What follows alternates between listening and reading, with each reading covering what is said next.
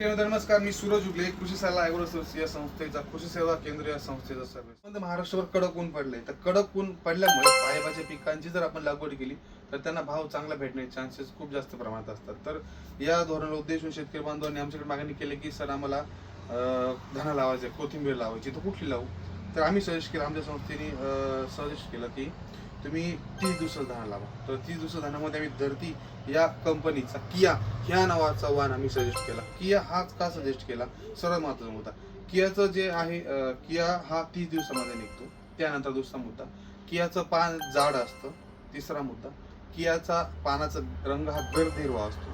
आणि KIA short duration असल्यामुळे त्याचं पान इतर वाणांच्या तुलनेत पिवळं पडत नाही किंवा कमी पिवळं पडतं. कारण ऊन खूप असल्यामुळं येलो निकोसिस किंवा पान पिवळं, धना या पिकामध्ये पान पिवळं होण्याची समस्या खूप जास्त प्रमाणात भेडसावते. तर असं आहे धरती सीड्स कंपनीचा किया.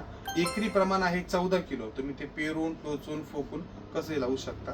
तण व्यवस्थापनामध्ये साधी गोष्ट आहे, 3 दिवसामध्ये तुम्हाला पेरणी, लागवडी किंवा टोचणीनंतर 3 दिवसाच्या आतच तुम्हाला 5 मिली 10 मिली टर्गा याची फवारणी आपल्याला करून घ्यायची, की ज्याने तण व्यवस्थापन होईल. साधारणपणे 10 ते 12 दिवशी 2-2 पानावर हा दाणा येऊन जातो. त्यावेळेस आपल्याला महादन या कंपनीचं 24-24 हे खत टाकायचं आहे. जर तुमच्यावरला खत कमी असेल तर तुम्ही 20 किंवा 22 दिवशी किंवा 28 दिवशी सुद्धा या खताचा परत एकदा डोस आपण देऊ शकता.